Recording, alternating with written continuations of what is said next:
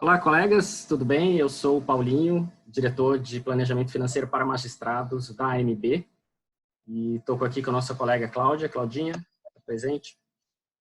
Olá, todo mundo! Nós estamos começando, né?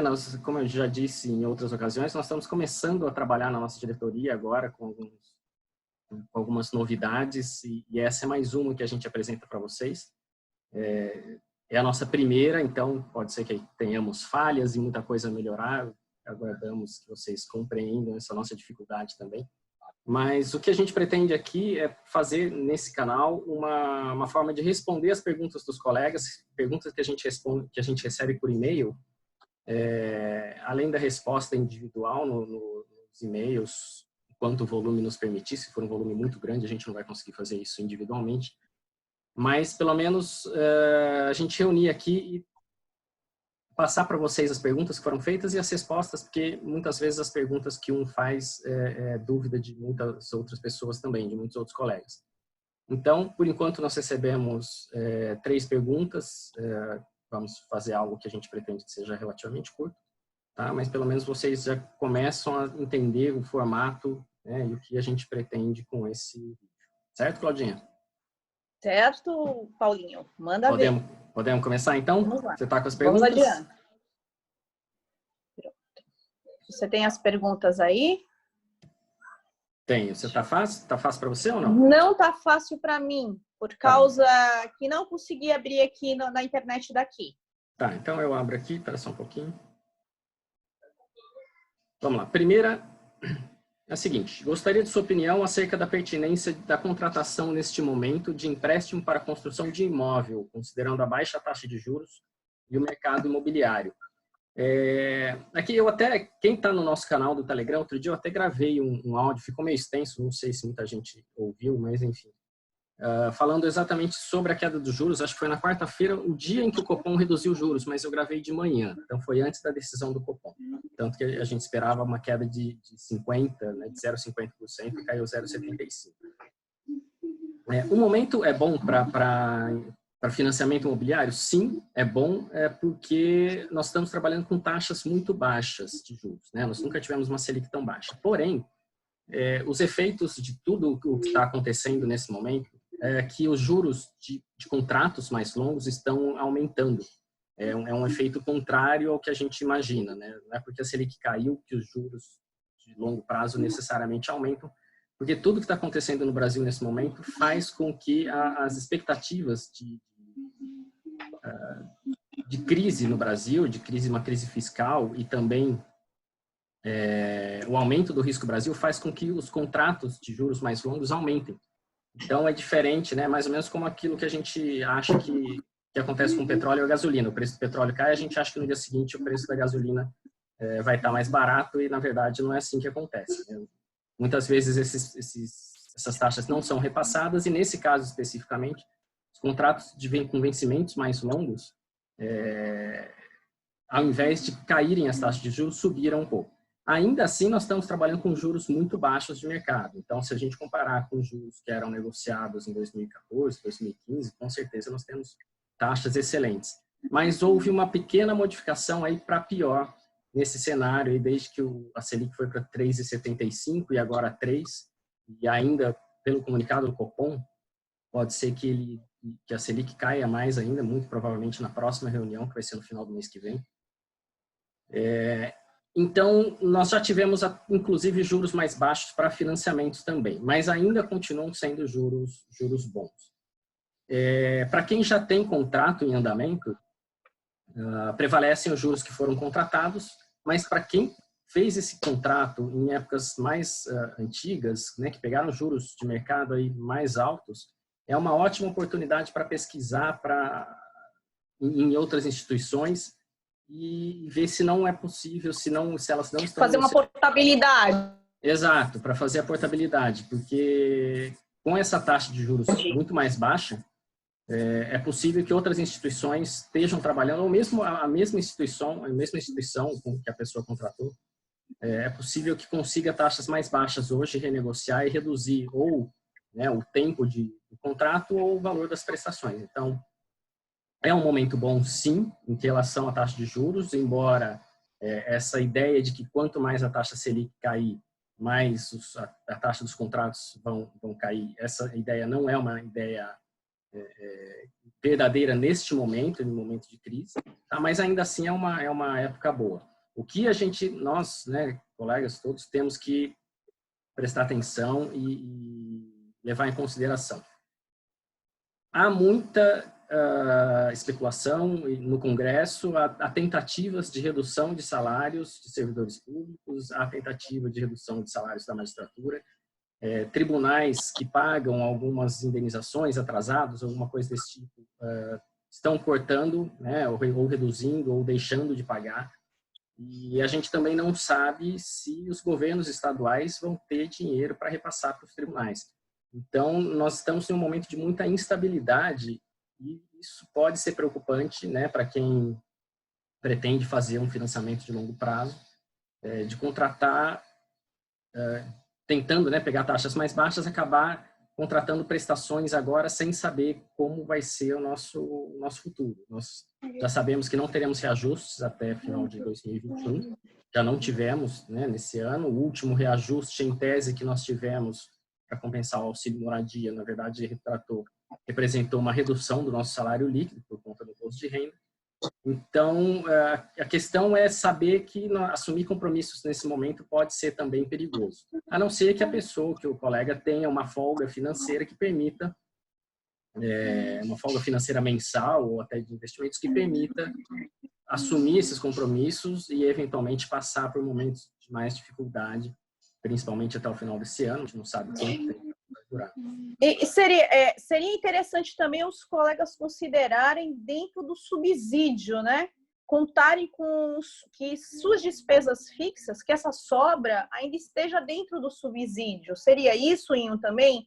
Não Sim. contar com as outras verbas, inclusive Sim, as indenizatórias? Isso é uma coisa que nós temos que aprender, né? Nós recebemos, às vezes, verbas indenizatórias, atrasados, ou eleitoral, ou enfim, qualquer tipo de verba extra, que sempre são temporárias. Pode até ser que dure bastante tempo, mas são temporárias. E muitos dos nossos colegas incorporam essa verba a ponto de usá-la completamente, formam um padrão de vida que consome toda essa verba de subsídio mais indenizações.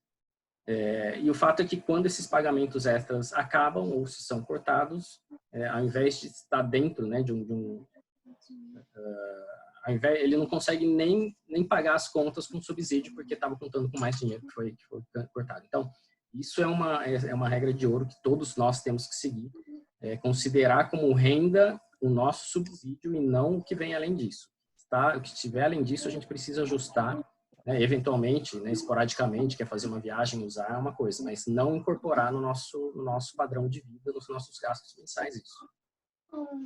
Inho, quando eu li essa pergunta do colega, eu não vi ali se ele disse algo sobre ser um juro já pré-fixado. Será que tem é possível que tenha alguma cláusula de reajuste ou os juros ficaram fixos nessa contratação? Em regra, esses contratos são com juros fixos, né? Eu não me lembro, para falar a verdade, de contratos com juros ajustáveis ao longo do tempo. Inclusive, coincidentemente, a gente nem tinha combinado isso, mas você tocou nesse assunto, foi a minha tese, foi o objeto do meu TCC na pós que eu terminei, né, de finanças e investimentos. Exatamente. Já publicou? Contratos. Não, isso a PUC vai publicar, a PUC do Rio Grande do Sul vai publicar junto com outros trabalhos. Mas é exatamente isso, de ter contratos com juros móveis de acordo com, principalmente a minha tese era com relação às questões pessoais, né, do mutuário, do devedor, né? Conforme ele melhora as condições ou cumpre algumas condições, os juros vão sendo reduzidos. Mas, enfim, isso não é o que é praticado atualmente. Atualmente, os juros são calculados fixos e valem para o resto do período todo. Né? Por isso que, atualmente, com juros mais baixos, é muito possível encontrar a possibilidade de portabilidade com taxas mais baixas em outras instituições, e vale a pena quem está nessa situação, principalmente financiamento imobiliário, fazer essa pesquisa e ver se não compensaria fazer a portabilidade. Respondida? Para mim está ótimo. Tá bom. Vamos para a segunda aqui. Sou juiz de Direito do Tribunal de Justiça do Piauí e tenho 39 anos de idade. Ingressei no serviço público em 2002 em outro estado, onde fiquei até 2017, quando tomei posse no Tribunal de Justiça do Piauí. Não houve interrupção do período contributivo e de serviço, assegurando o regime previdenciário anterior à Emenda Constitucional 41 de 2003. Assim, salvo o melhor juízo, mantenho o direito à paridade e integralidade, correto? Nesse caso, acho que não valeria a pena migrar para a Previdência Complementar, considerando que sou casado e tenho 3 filhos menores de idade. Esse raciocínio está correto? Quando o colega me fez essa pergunta, eu respondi para ele que, na verdade, assim, precisaria de algumas informações a mais. Primeiro, precisaria que ele confirmasse essa situação no tribunal dele, né, de estar na emenda anterior, a emenda de 2003.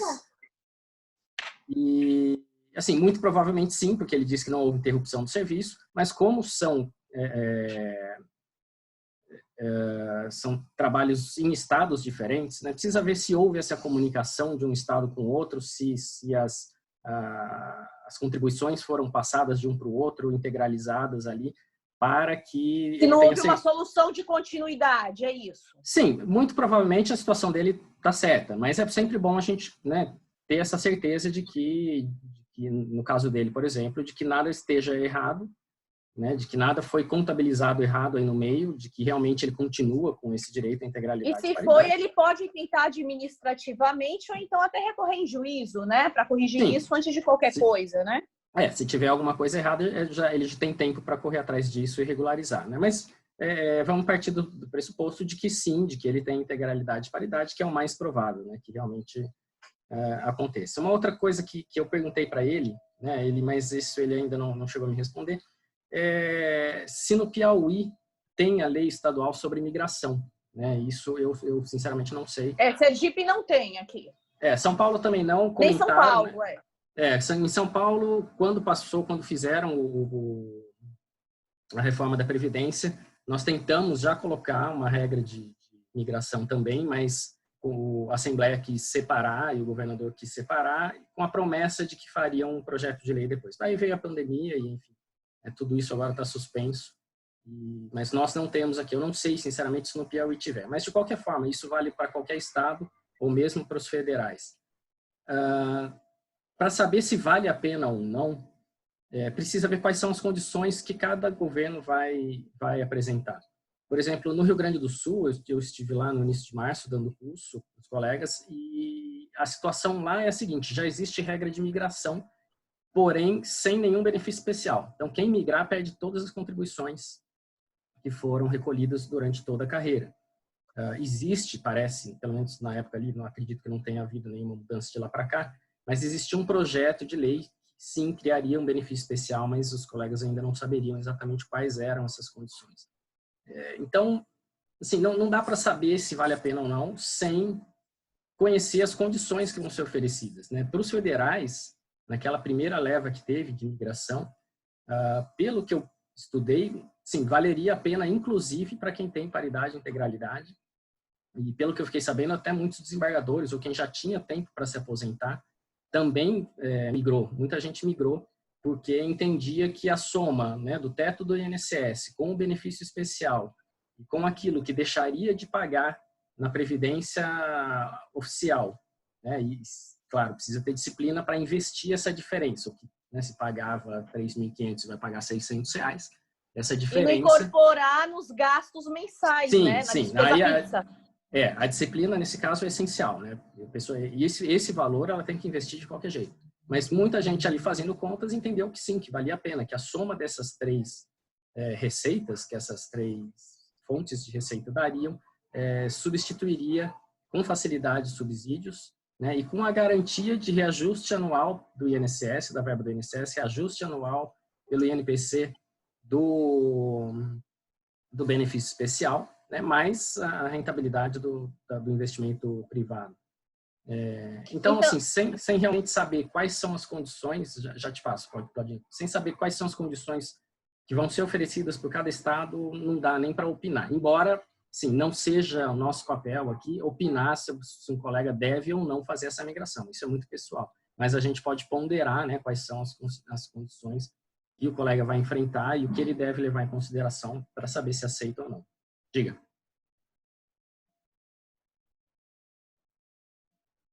Congelou a imagem aqui, Claudinha.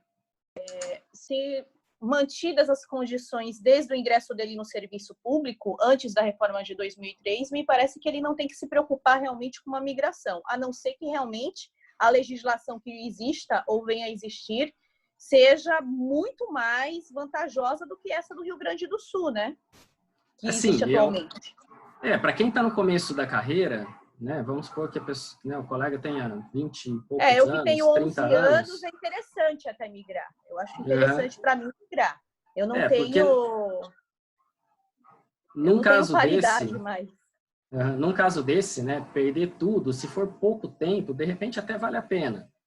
Mas, claro, tem que considerar muito. Agora, para perder tudo, todas as contribuições, para quem estiver no final de carreira, no meu caso, estou fazendo 21 anos esse ano, perder tudo, eu sinceramente ficaria muito em dúvida.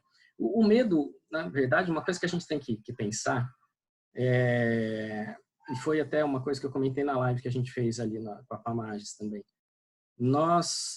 Essa ideia de que ter paridade e integralidade é uma garantia, a gente tem que lembrar que não é muita garantia de nada, né? Primeiro porque, assim, nós teremos novas reformas da Previdência, no meu caso, tenho mais 21 anos para me aposentar nessas regras atuais. Em 21 anos, certamente, pelo menos mais uma reforma da Previdência a gente vai passar, muito provavelmente. Nas reformas da Previdência, essas regras podem ser alteradas e do nada a gente perder. Basta que o STF esteja ao lado do Congresso e mantenha essa ideia de que não existe mais integralidade e paridade, que pronto, a gente perdeu, acabou. Né? Segunda coisa que a gente tem que levar em consideração é o que é a integralidade e o que é a paridade. Ok, integralidade e paridade a gente sabe que é receber a mesma coisa de quem está na ativa e os reajustes aplicados a quem estiver na ativa vão ser passados também para os aposentados. Porém, no ritmo que nós estamos tendo de reajustes, né, a gente não acompanha nem inflação, nós temos reajustes a cada, 4 anos, né, e não paga nem a inflação, com um aumento de retenções, né, agora da Previdência, aumentou a alíquota da Previdência, o imposto de renda sobre o último aumento que teve, aquele aumento que só veio para compensar o auxílio moradia, enfim. Então a gente precisa saber, ok, ter integralidade é ótimo, mas integralidade, quanto que quem tiver na ativa vai receber e vai estar recebendo quando a gente se aposentar daqui a 20 anos, né? Hoje a gente tem uma renda, mas essa renda vai valer quanto daqui a 20 anos? Será que a inflação não vai comer tudo isso? Se a gente ficar com reajustes ínfimos a cada 4 anos, uma hora não vai valer nada, né, o nosso salário. Então não adianta ter integralidade para receber pouco. Se a gente receber pouco, se a integralidade for, por exemplo, equivalente ao teto do INSS, receber lá R$ 5.600, é uma integralidade falsa. Né? Não é aquela promessa que a gente tinha de receber, de estar num padrão de vida que a gente tinha quando ingressou na carreira. A nossa carreira, o padrão de vida de quem ingressou, de quem está na nossa carreira, tem caído sistematicamente ano a ano. Então, essa é uma preocupação que pouca gente tem, né? Eles ficam nessa questão, os nossos colegas pensam muito nessa questão de que estou seguro porque tem integralidade, paridade, mas a integralidade, se for R$ 4.000 daqui a 20 e poucos anos, a gente vai receber R$ 4.000. E é isso que a gente quer para a gente. Então, às vezes, a diversificação, né, de fontes de receita, ter INSS, ter um benefício especial, mais o nosso patrimônio que nós formamos durante a carreira, é essencial, primeiro, pela diversificação das fontes, você não fica dependente de uma única fonte, né? Os estaduais vão ter o governo do estado para pagar a aposentadoria, o governo federal para pagar a parte do INSS e mais a nossa parte privada que a gente investiu. Então, a diversificação de fontes também é importante, porque se um deles falhar, né, nós temos os outros. Se o nosso estado deixar de pagar, quem tem paridade e integralidade vai ficar sem receber. E é um grande problema, né? A gente não sabe, né? É um grande problema da magistratura também. Nós, basicamente, a maciça parte de nós tem apenas uma fonte de renda, né? Sim. A gente não pode contar com a fonte de renda do cônjuge, não é uma coisa que se faça. A gente tem uma fonte de renda, a gente não, com raras exceções, se pode realmente considerar a fonte de renda vinda da educação, né, para quem é professor. E mesmo assim, os salários hoje em dia já não são tanto como, com exceção, né, não são tão atraentes como já foram no passado. Fora as restrições e a grande concorrência hoje para se dar aula, né? Assim, gerar fonte de renda é outra coisa que a gente podendo deve fazer, né? Dando aula, escrevendo livros, enfim, fazendo outras coisas que a gente, né? Que a gente pode trabalhar fazer, né? Porque nós temos essa restrição também de não poder fazer mais nada a não ser algo que esteja ligado à nossa carreira. Então, de qualquer forma, assim, um resumo, né, da pergunta dele é essa. Primeiro, a gente precisa realmente avaliar quais são as condições oferecidas por estado, né, para cada estado. Ele tem 39 anos, então imagina que tenha uns 26 anos, mais ou menos, pela frente de trabalho. É bastante tempo para se juntar dinheiro, né, se houver disciplina. Então, pode até ser interessante, mas, claro, depende do que o estado vai oferecer para os colegas do Piauí, enfim, de qualquer estado que seja, para tomar essa decisão, se vale ou não a pena a migração. Ok? Ok. Vamos para a última? Vamos. Vamos lá. Tem uma previdência privada no Banco do Brasil há 15 anos, um PGBL, e todo mês faço contribuições. A intenção é ajudar na minha aposentadoria. Nunca tirei um centavo de lá. A XP me disse que poderia fazer meu PGBL render mais. Gostaria de saber se isso é verdade mesmo ou estão apenas vendendo o peixe deles. Pode comentar sobre o assunto? Tá, aqui nós precisaríamos saber, para ter uma resposta precisa, no caso dela, qual é exatamente o fundo. Ela até me passou depois, mas eu pedi mais alguns esclarecimentos e a resposta eu ainda não recebi, não deu tempo. Mas, enfim, acho que a resposta aqui dá para ser genérica, porque muita gente investe ainda somente em bancos, né, nos bancões, aqueles 5 grandes, Banco do Brasil, Itaú, Bradesco, Caixa Econômica Federal e Santander, e se apegam a eles, né, por conta de segurança, por achar que outros bancos, corretoras podem quebrar. Para quem não leu o segundo boletim, eu acho que vale a pena, exatamente porque a gente fala sobre isso, sobre corretoras, sobre riscos de quebra, e o risco que você não tem, na verdade, de investir através de corretoras. Então, para quem não leu, acho que vale a leitura naquela parte final, né, você sabia, sobre isso. Agora, com relação à pergunta dela, e aí isso pode ser Banco do Brasil, pode ser qualquer outro banco. Em regra, os investimentos, previdência ou outros investimentos, são melhores através de corretoras e bancos de investimento. Melhores em que sentido? De oferecer maior rentabilidade e dessas corretoras e bancos de investimento oferecerem uma gama muito maior de produtos para a gente. Tá? Então, assim, uma previdência do Banco do Brasil, não vou dizer, sem saber qual é também, não consigo dizer se ela é boa ou ruim, né? Mas o que a gente vê como padrão é que os produtos desses bancos comerciais grandes não concorrem com os produtos que são vendidos em bancos de investimento e em corretoras de valores, em corretoras de investimentos.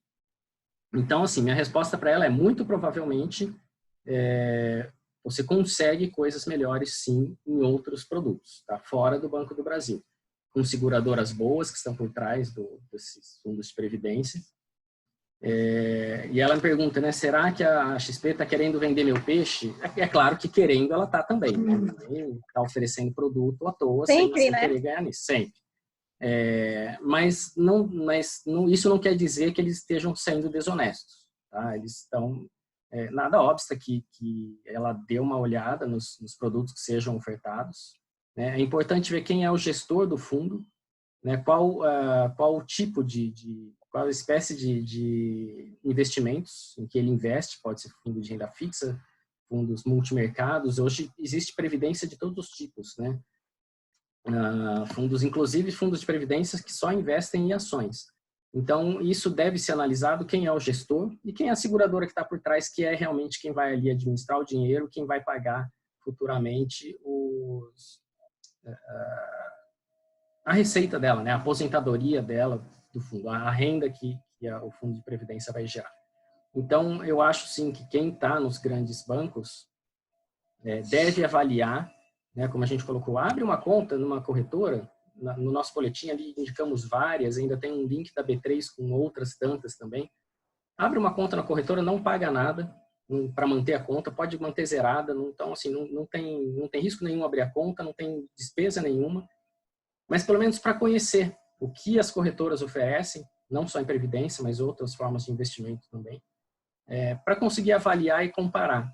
Tá? Em regra, a rentabilidade de fundos de previdência fora dos grandes bancos são melhores. E aí, o que fazer com a previdência que ela tem? Ela pode simplesmente manter e deixar de contribuir, é uma opção, deixa lá, continua rendendo, se ela quiser manter uma previdência no Banco do Brasil e começar uma outra sem problema nenhum, ou fazer a portabilidade, né?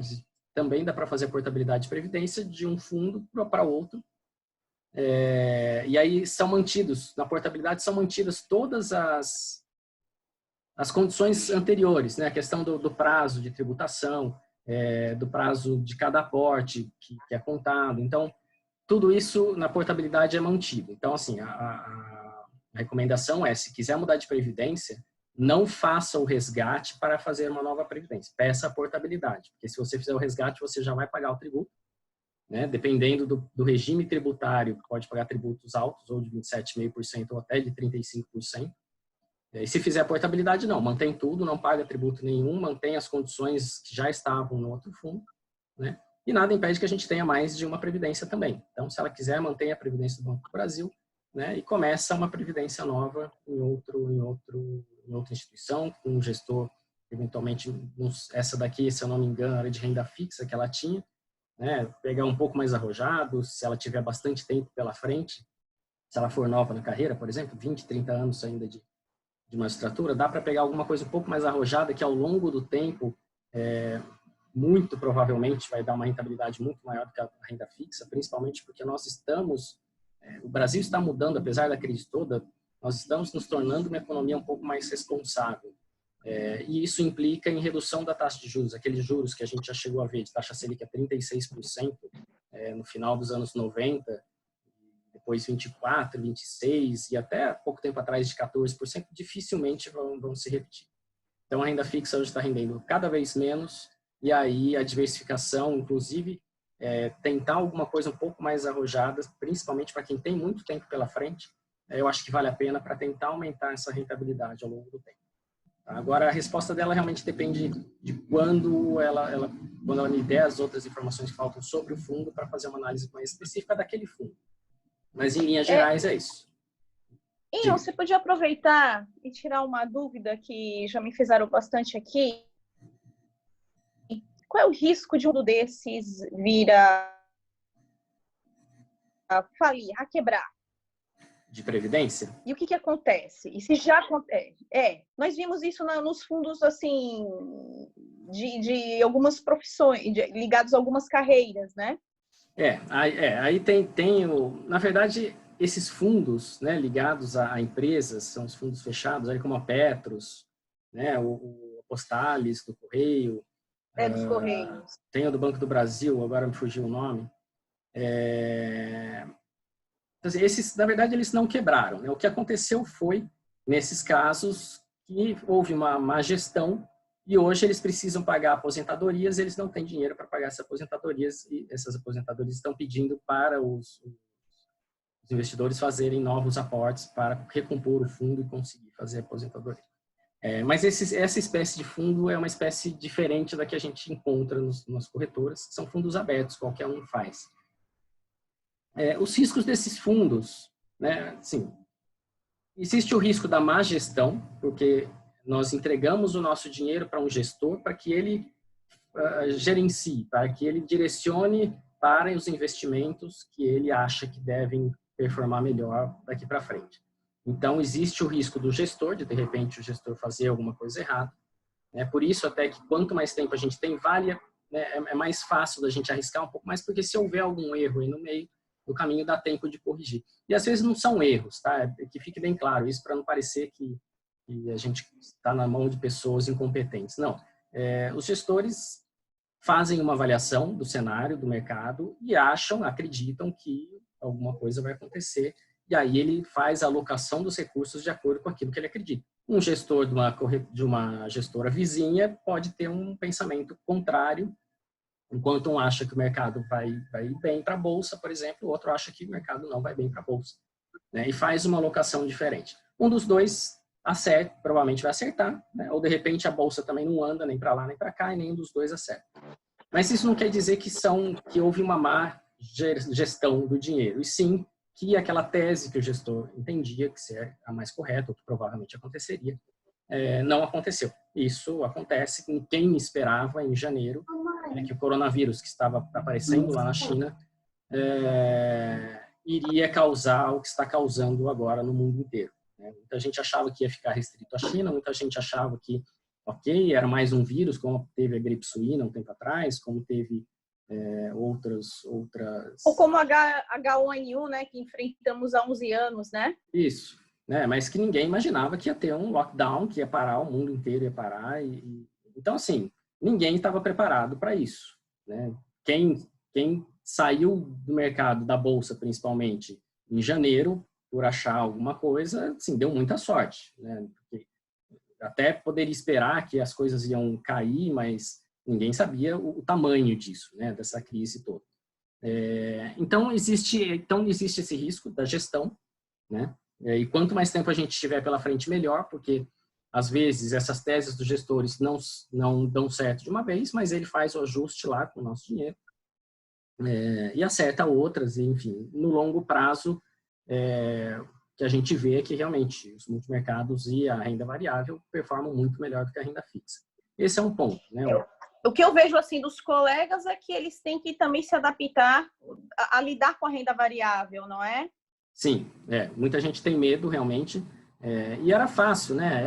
Era fácil ter medo da renda variável, porque nós víamos uma Selic aí a 14%, né? Então a gente deixava um título público, ou seja, o mais seguro que existe, pagando 14,25% ao ano, ou seja, mais de 1% ao mês, sem correr risco nenhum, né? E aí quem estava na bolsa via o seu saldo na corretora reduzir.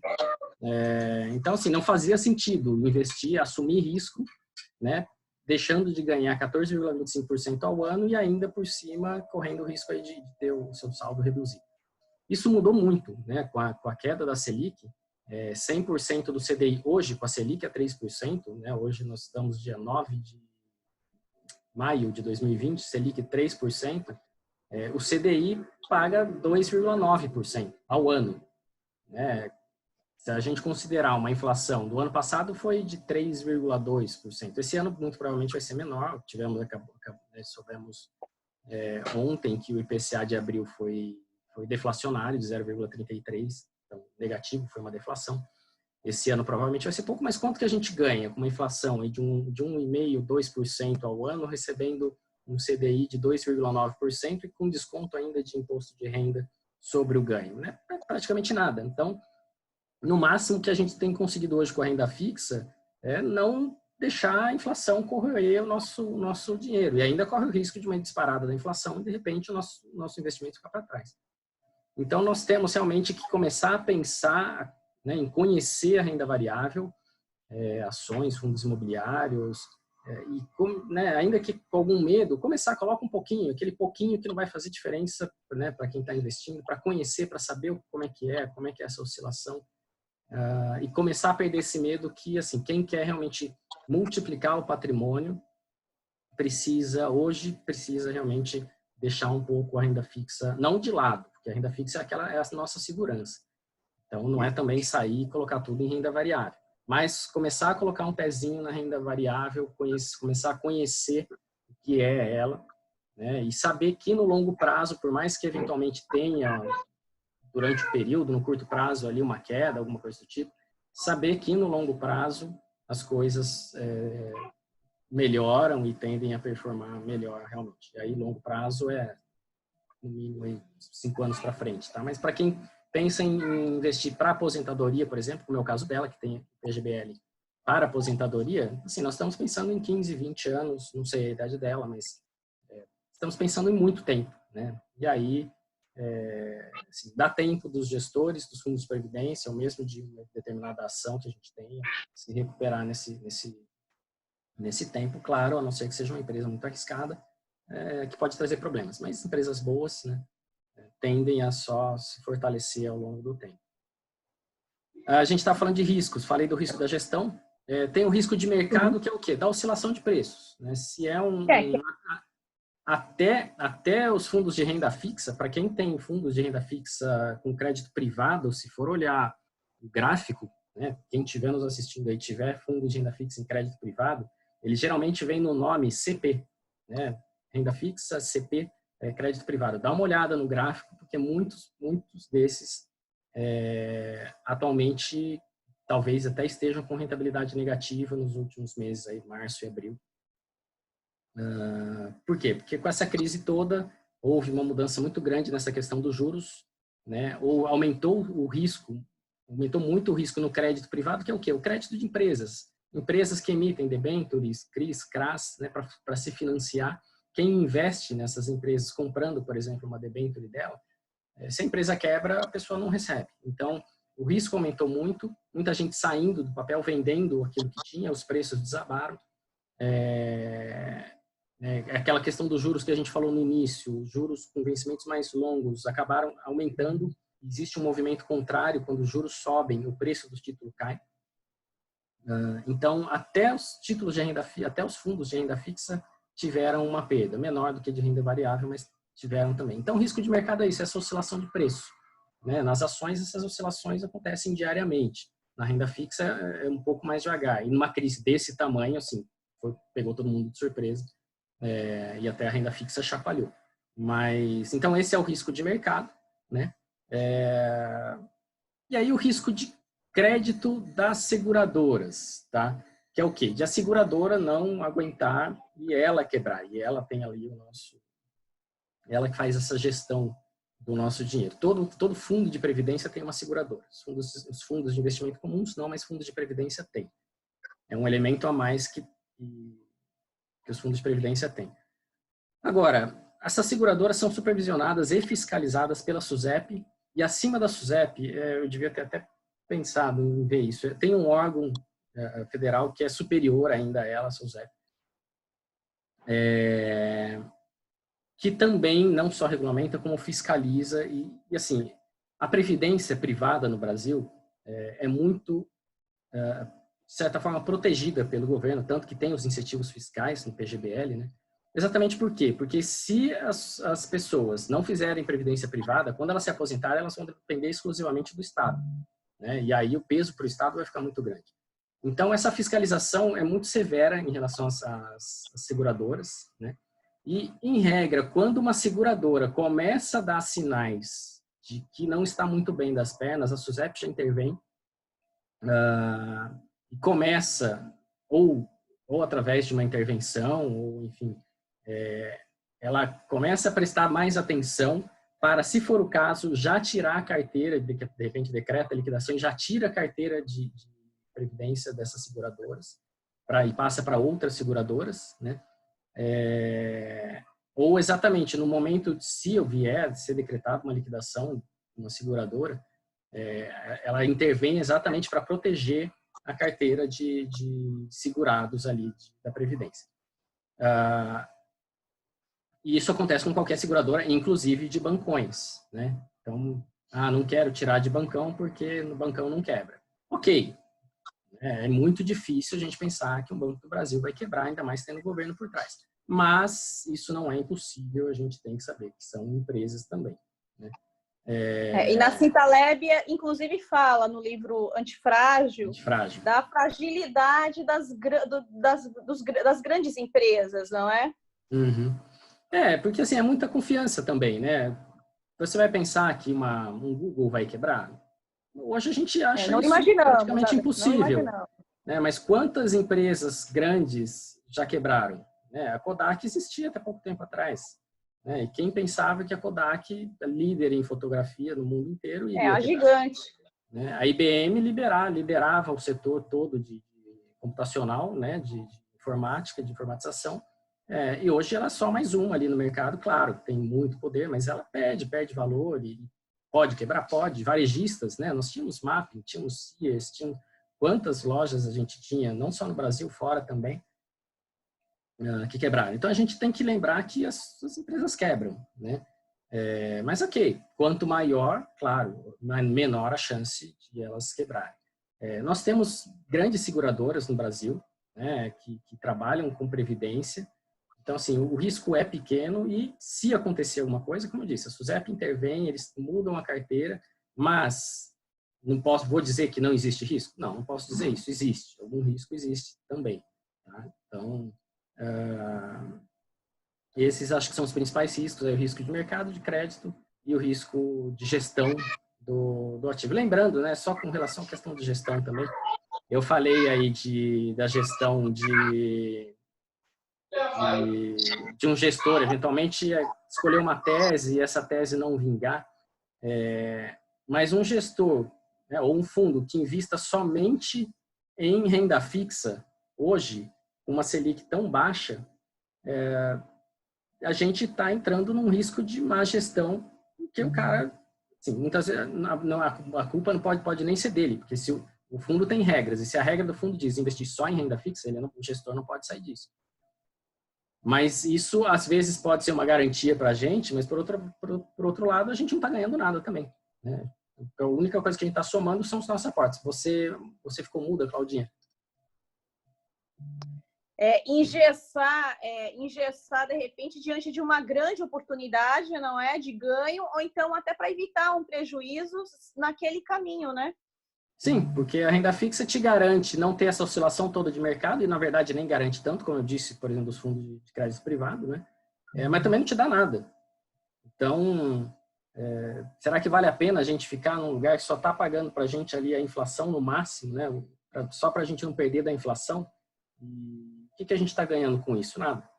Então, nós temos também que ser um pouco mais audaciosos, principalmente quem tem bastante tempo pela frente, para arriscar um pouquinho mais e assumindo esse risco um pouco mais. E, assim, quando a gente fala em risco, não é colocar, assim, achar que é tudo ou nada e que vai perder. Não, é o risco de oscilar, do preço oscilar, de um dia você olhar o seu saldo está um pouco menor. Não é que as coisas vão quebrar e você vai perder todo o seu dia. Não, esse risco de movimentação de mercado, que amanhã eu olho meu saldo, está inferior ao que estava hoje, mas isso não quer dizer que daqui a 5 anos vai estar inferior, né? Então, há riscos e riscos, e o risco de perder tudo é um risco mínimo num fundo de previdência, mesmo multimercado e um fundo de ações, tá? Desde que sejam gestores competentes, ainda que ele erre em algum momento, né, o que a tese dele não funcione como ele previa, se o cara é bom, ele vai fazer as modificações que ele precisa fazer e as coisas vão andar bem dali para frente. Então, esse é o risco que a gente tem que assumir, um risco consciente e medido, né? Colocar um percentual pequeno, principalmente para quem é mais avesso a risco, colocar um percentual pequeno só do dinheiro num lugar mais arriscado, mas saber que esse pouquinho a mais aí é o que pode te dar um ganho de capital, e não só a atualização da inflação. Uma dúvida que eu vi os colegas postarem na live que teve da Pamages foi de quanto investir no PGBL, não é, para ter os benefícios fiscais. O Seria benefício 12% do seu rendimento anual? Do rendimento anual, isso. É o rendimento Até tributável. 12%. Isso, mas lembrando que é o rendimento tributável, tá? Indenizações não são tributadas, não entram nessa conta. Então, assim, na prática é pegar o quê? O subsídio e multiplicar por 12, tá? 13º também não entra nessa conta. Quem recebe eleitoral pode somar o eleitoral, porque também é uma verba tributada. Quem dá aula, enfim, pode somar. Desde que seja uma verba tributada, pode somar tudo. Calcular 12%, esse é o limite máximo que a gente deve investir em PGBL. Se o colega quiser investir mais do que esses 12% da renda anual, o ideal é que invista até 12% no PGBL e abra um VGBL, e aí invista, além dos 12%, invista no VGBL. Essa é e só só lembrando, tá? Porque algumas pessoas têm essa dúvida. Esses 12% são para o ano todo, a gente calcula por ano. Então, e a gente não precisa fazer aportes de até 12% por mês, quando chega aquela renda. Não, soma tudo. Então, se eu quiser fazer um aporte de 12% da minha renda tributável anual, em dezembro eu posso pegar de uma vez só e fazer esse aporte em um mês só, de uma única vez. Não preciso ficar dividindo, nada disso. Desde que seja dentro do ano fiscal, ali de 1º de janeiro a 31 de dezembro, é contado. Não precisa ser vários aportes, pode ser um só em qualquer época, tá? O que não der, assim, que ninguém deve fazer são aportes demais que somem mais de 12% ao ano da renda tributável, que aí a gente começa a pagar tributo duas vezes o imposto de renda. Perfeito. Ok? Ok. Acho que respondidas as perguntas, né? Mantemos o nosso canal ali, planejamento.financeiro@mb.com.br, para novas perguntas. E as perguntas que forem chegando, a gente, de tempos em tempos, faz um vídeo desse, a gente grava para disponibilizar para todos vocês. E ainda estamos pensando em como fazer isso, enfim, como disse, tudo é planejamento ainda, não só planejamento financeiro, mas a gente está se planejando para montar essa diretoria de uma forma que fique bem legal. Mas também fazer ao vivo, né, através do YouTube, a gente fazer um canal ali no YouTube em que isso possa ser ao vivo, para que a gente consiga acolher e interagir com os colegas que estiverem assistindo e eventualmente responder perguntas que surgirem ali na hora mesmo, que os colegas digitarem, a gente já faz já responde ali na hora também, tá? Esperamos que isso dê certo, vamos ver como é que a gente vai implantar isso. Acho que não é difícil, só precisamos realmente aprender e enfim, aplicar. É questão de tempo. Em breve a gente resolve isso. Certinho, Claudinha? Isso. Mais alguma coisa? Não. Mas a próxima a gente vai tentar pegar mais perguntas aqui dos colegas também, os colegas locais. Tem perguntas assim que são muito básicas, Inho. É bem interessante como os colegas muito empenhados nas suas profissões, às vezes ficam a parte dessas informações, alijados dessas informações. Sim, e assim... De como tratar do próprio dinheiro, né? E lembrando duas coisas, né? Uma é, assim, essa diretoria de planejamento financeiro para magistrados é para auxiliar magistrados, tá? São as pessoas físicas, as famílias, e isso inclui tudo, tá? Assim, de perguntas simples a perguntas complexas. Tem gente que não sabe nada, tem gente que sabe muito. Então, vem pergunta de todas as formas, e por isso até que nós queremos publicar para todos vocês, porque, né, a gente aprende com as dúvidas dos outros também. Então, essa é uma coisa, assim, nós estamos aqui para responder todas as perguntas, não tenham vergonha de perguntar, de achar que é alguma coisa muito simples, não, nós responderemos todas as perguntas, simples ou não, tá? E essas perguntas simples, pelo tempo que a gente tem, né, principalmente ali nos grupos do WhatsApp, nós percebemos que houve uma evolução muito grande dos nossos colegas, mas que ao entrar nesses grupos, os colegas, a grande maioria não sabe nada, tá? Sabe muito pouco. Então, é isso, essas perguntas simples ajudam a maioria dos colegas que estão aí, que tem vergonha de perguntar, não sabem onde procurar, onde pesquisar, e a gente está aqui exatamente para isso. E a segunda coisa que eu ia falar também é que a nossa diretoria não foca somente em investimentos. Tá? E nos 2 primeiros boletins a gente falou só de caderneta de poupança e corretoras, porque são assim, essas questões iniciais para quem quer investir, tirar o dinheiro da caderneta de poupança. Existem coisas melhores, inclusive com a mesma segurança, com a mesma finalidade, como a gente falou no primeiro boletim. Mas a questão da organização financeira, porque muitos colegas ou estão endividados ou não conseguem... Não sei se vocês estão ouvindo, mas está tendo uma briga de cachorro aqui perto. Muitos colegas não conseguem se organizar financeiramente a ponto de pagar todos os compromissos no final do mês ou até de fazer sobrar dinheiro. E esse também é um foco. Isso é a maior preocupação, a maior preocupação. Exato. Esse também é um foco da diretoria que a gente vai começar a trabalhar com isso também, tá? Para ajudar esses colegas que precisam entender o que fazer para mudar essa situação, essa condição de vida. Porque o que nós queremos é que ao final desses 3 anos de gestão, nós consigamos fazer com que os nossos colegas estejam mais instruídos, né, estejam mais bem organizados financeiramente e, se possível, aqueles que estavam em dívidas tenham saído das dívidas, aqueles que não deviam, mas também não tinham investimentos, tenham começado a investir, e aqueles que já investiam, mas não sabiam como exatamente investir ou o que era exatamente investir, que estejam fazendo investimentos melhores. Então, se a gente terminar esses 3 anos de gestão com esses objetivos alcançados, eu acho que a gente sai feliz e com a missão cumprida.